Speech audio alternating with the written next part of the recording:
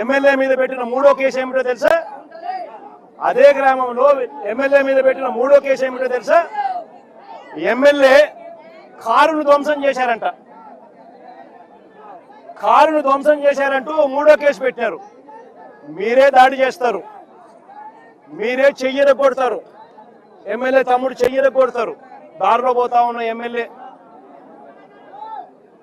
మీద మీరే దాడి చేస్తారు, ఎమ్మెల్యే తమ్ముడు చెయ్యిని మీరే విరగొడతారు. మళ్ళీ ఎమ్మెల్యే మీద ఎస్సీ ఎస్టీ కేసు పెడతారు. భార్య బట్టను సైతం చింపిపిచ్చి మొగుళ్లతో భర్తలతో. మళ్ళీ అంతటితో కూడా సంతృప్తి చెందుకోకుండా కారును ధ్వంసం చేశారు. ఎమ్మెల్యే కారును ధ్వంసం చేశాడంటూ, వాళ్ళ కారుని ఎమ్మెల్యే ధ్వంసం చేశాడంటూ మళ్ళీ ఎమ్మెల్యే మీద మూడో కేసు. నేను అడుగుతా ఉన్నా, ఇలాంటి అక్రమ కేసులు ఈ మాదిరిగా ప్రజాస్వామ్యంలో పెడతా పోతే ప్రజాస్వామ్యం బతుకుతుందా అనేది ఆలోచన చేయమని చెప్పి ప్రతి ఒక్కరితో కూడా నేను అడుగుతా ఉన్నా. ఇది జరిగిన తర్వాత ఇంకా ఆశ్చర్యం ఏమిటో తెలుసా? ఇది జరిగిన తర్వాత ఎమ్మెల్యే గిరిని ఎవరినైతే కారులో ఎక్కించుకొని ఉన్నాడో ఆ గిరిని తీసుకొని ఎమ్మెల్యే తమ్ముడు ఎవరైతే ఉన్నాడో శ్రీరాములు ఎవరైతే ఉన్నాడో తమ్ముడిని తీసుకొని పోలీస్ స్టేషన్కి వెళ్ళి ఇవన్నీ చూపించి కేసు కట్టండి అయ్యా అంటే పోలీసులు కనీసం కంప్లైంట్ కూడా తీసుకోలేదు. పోలీసులు కనీసము కంప్లైంట్ కూడా తీసుకోలేదు.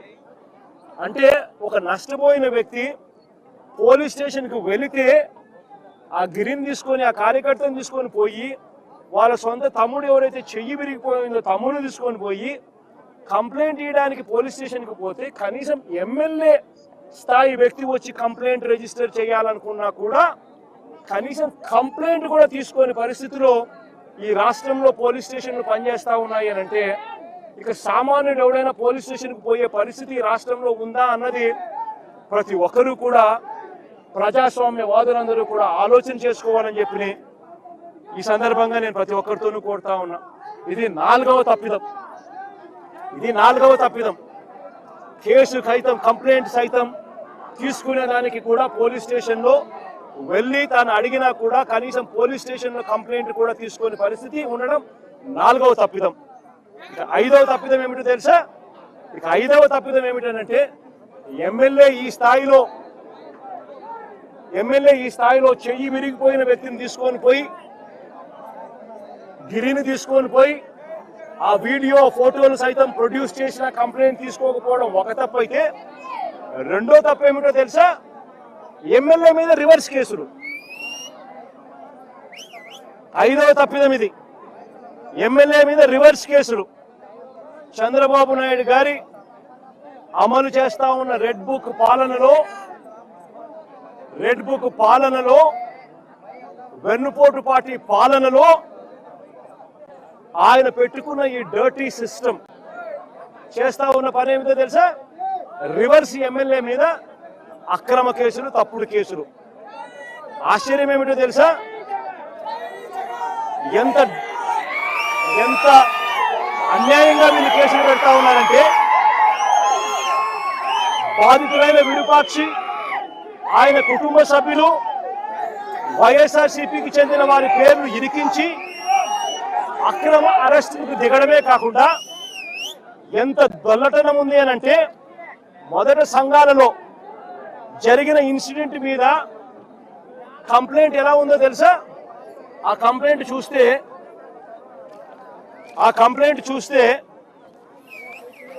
ఆ మొదటి సంఘాల్లో జరిగిన వాళ్ళ కంప్లైంట్ చూస్తే, సంఘాల్లో జరిగిన ఇన్సిడెంట్కి సంబంధించిన కంప్లైంట్ చూస్తే ఏకంగా ఆశ్చర్యం కలిగించే విషయం ఏమిటంటే ఈ కంప్లైంట్లో నలుగురు పేర్లు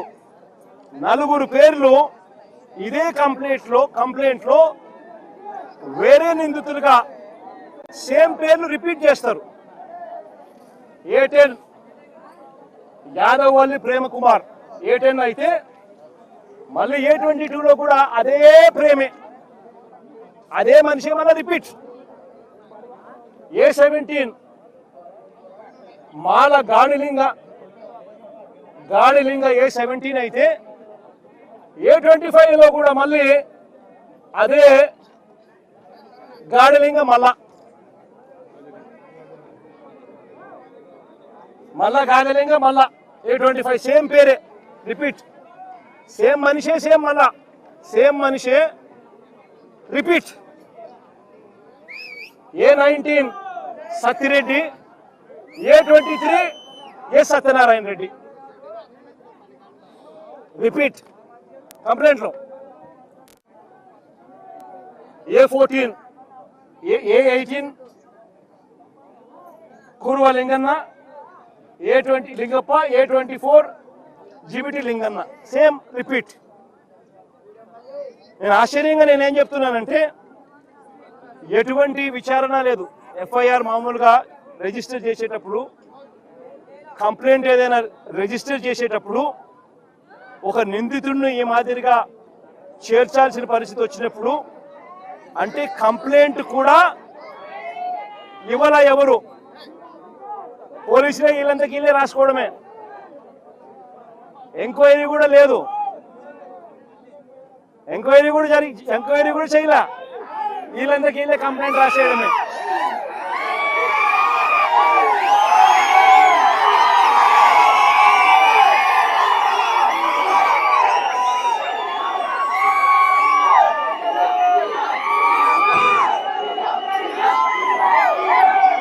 ఇది ఐదవ తప్పు అయితే ఆరవ తప్పు ఏమిటో తెలుసా? ఆరవ తప్పు ఏమిటి అంటే ఎమ్మెల్యే ఇంటి మీదకి ఎమ్మెల్యే కంప్లైంట్ తీసుకోకపోగా ఎమ్మెల్యే మన ఇంటికి వెళ్ళి తన ఇంట్లో తాను పడుకొని ఉంటే రాత్రి 2:45 వందల మంది పోలీసులను తీసుకొని పోయి ఎమ్మెల్యే డోర్లను పగలగొట్టి CCTV ఫుటేజీలన్నీ కూడా ఎమ్మెల్యే ఇంట్లో ఉండేటన్ని వీళ్ళే దొంగతనం చేసి ఎమ్మెల్యేను అపహరించడం.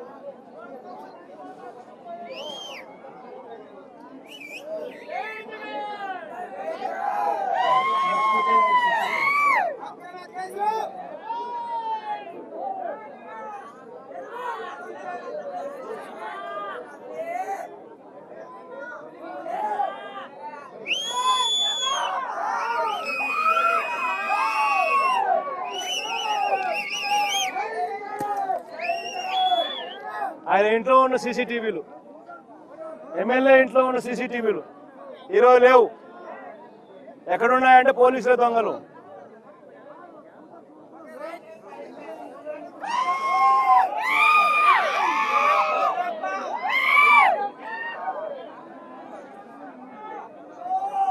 ఇది ఆరవ తప్పిదం.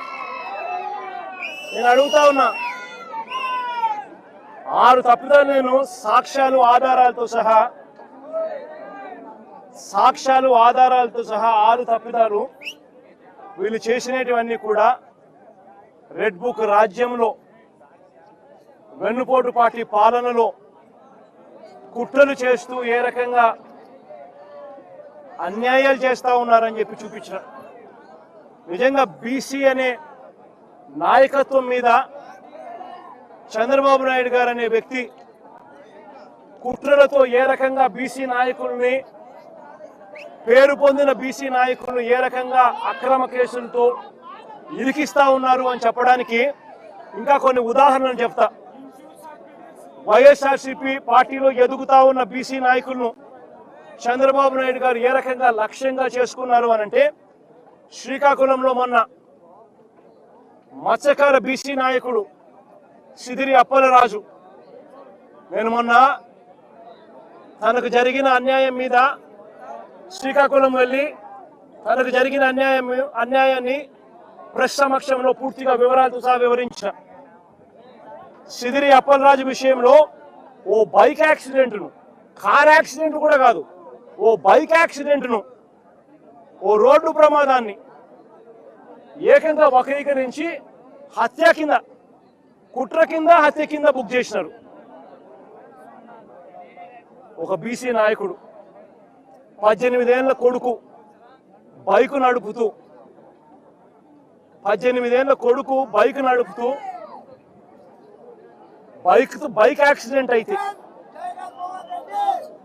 18 ఏళ్ల కొడుకు బైక్ యాక్సిడెంట్ అయితే ఆ యాక్సిడెంట్ హత్య కింద కుట్ర కింద ఏ రకంగా మలిచి చివరికి అప్పలరాజును సైతం అరెస్ట్ చేసినారు. మత్స్యకార లీడర్, ఒక డాక్టర్.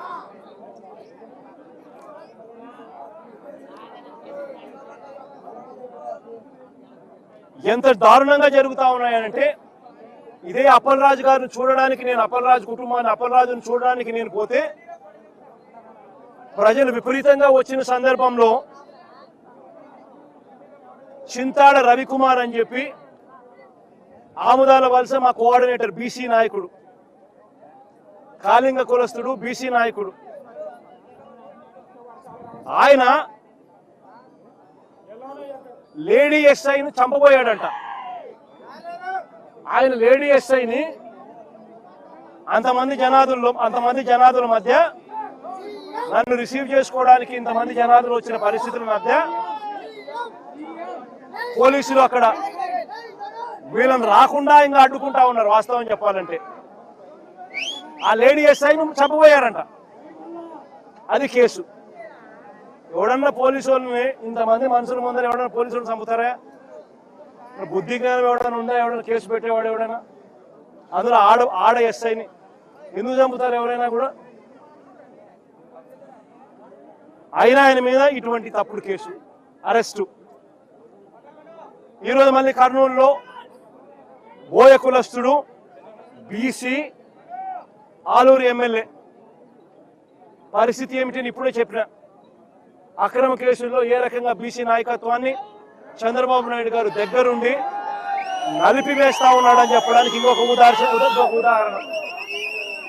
మరో ఘటన, మాజీ ఎమ్మెల్యే ముస్తఫా, గుంటూరు మాజీ ఎమ్మెల్యే ముస్తఫా మైనారిటీ లీడర్ ఏ రకంగా అక్రమ కేసు పెట్టి ఏ రకంగా ఆయన అరెస్ట్ చేసినారో ఇంత ముందు కూడా దీని విషయంగా కూడా తన కూతురు కూడా వివరంగా కూడా చెప్పింది. వాళ్ళే డబ్బులు ఇచ్చినారు, ఆన్లైన్లో డబ్బులు ట్రాన్స్ఫర్ చేసినారు. పొగాకు కొనుగోలు చేసేందుకు డబ్బులు వీళ్ళే ఇచ్చి పొగాకు కొనుగోలు చేసేందుకు వీళ్ళే డబ్బులు ఇస్తే ఆ మనిషి పొగాకు ఇవ్వాల, డబ్బులు వెనక్కి ఇవ్వాల. పైగా ఈ ముస్తఫా మీద కేసు, అక్రమ కేసు. ఇదెక్కడ న్యాయమో ఆలోచన చేయమని చెప్పి నేను కోరుతా ఉన్నా. పోలీసులు చేయాల్సింది డబ్బులన్నా ఇప్పించాలా, కనీసం సరుకన్నా ఇప్పించాలా.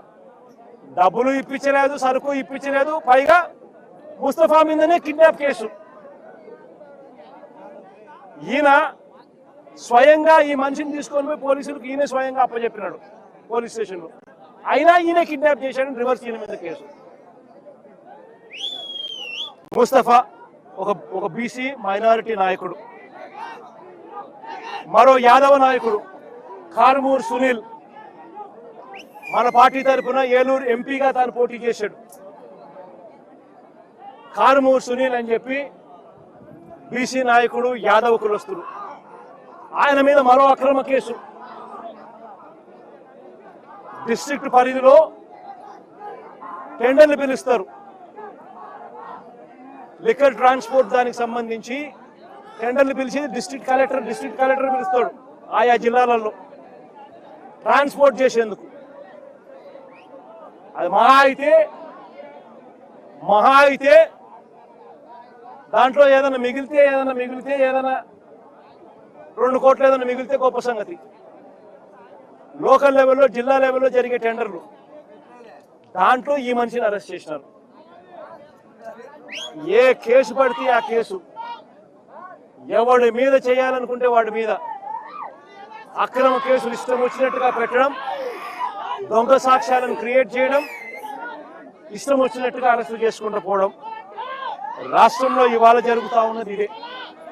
నేను ఒకటే చెప్తా ఉన్నా, ఈరోజు ఎంత దయనీయమైన పరిస్థితిలో, ఎంత హేయమైన పరిస్థితిలో ఈ వెన్నుపోటు పార్టీ పాలనలో ఇవాళ పాలన జరుగుతూ ఉందని చెప్పడానికి ఇంకొక ఎగ్జాంపుల్ చెప్తా. ఇదే జైల్లోకి నేను పోయా. ఇరుపక్షాన ఒక ఎమ్మెల్యేని అరెస్ట్ చేస్తే ఇరుపక్షాలను చూడడానికి నేను పోయా. ఒక మాజీ ముఖ్యమంత్రిని నేను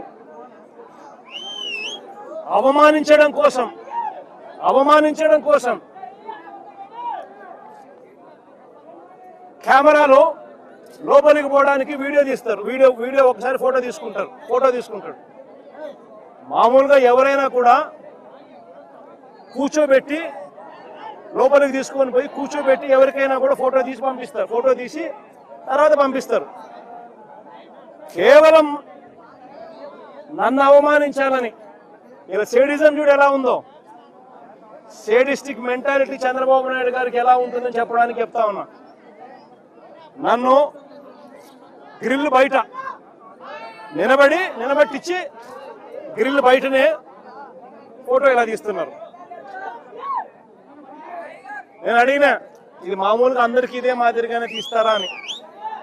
ఎందుకనంటే మా ప్రభుత్వ హయాంలో రిఫార్మ్స్ తీసుకొచ్చినాం. పీపుల్ ఫ్రెండ్లీ పోలీస్ స్టేషన్ ఏర్పాటు చేసినాం. పోలీస్ స్టేషన్కి ఎవడైనా వచ్చినా కంప్లైంట్ ఇవ్వడానికైనా కానీ ఇంకొకటికైనా కూడా కూర్చోబెట్టి కర్టసీ ఎక్స్టెండ్ చేసి చిక్కటి చిరునవ్వుతోనే కంప్లైంట్ తీసుకునే వ్యవస్థను మేము తీసుకొచ్చినాం. పీపుల్ ఫ్రెండ్లీ పోలీస్ స్టేషన్ అని మేము తీసుకొస్తే ఇక్కడ అవమానించే కార్యక్రమం ఎవరికి మాదిరిగా చేయరంట. నేను అడిగిన సూపరింటెండెంట్ను ఏమన్నా అందరికీ ఇదే మాదిరిగానే చేస్తారా అని. లేదు సార్, అందరినీ మామూలుగా అయితే కూర్చోబెడతాము, మీరు కాబట్టి నిలబెట్టించి మాదిరిగా చేయాలా అని చెప్పి ఆదేశాలు వచ్చినాయి సార్ అంటాడు. ఏమి సేడిజం అంటే ఇది.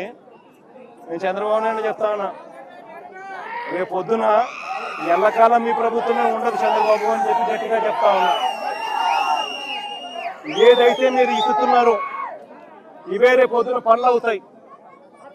ఏదైతే తప్పుడు సాంప్రదాయాన్ని మీరు మొదలెడతా ఉన్నారో ఇవే రేపు పొద్దున రెండింతలై మీకు చుట్టుకుంటాయని చెప్పి చంద్రబాబు నాయుడు గారికి గట్టిగా వార్నింగ్ ఇస్తూ ఇవాళ చెప్తా ఉన్నాను. చూస్తా 2 ఏళ్ళు అయిపోయింది. కళ్ళు మూసుకొని కళ్ళు తెరిచేసరికి మరో 3 ఏళ్ళు కూడా అయిపోతుంది.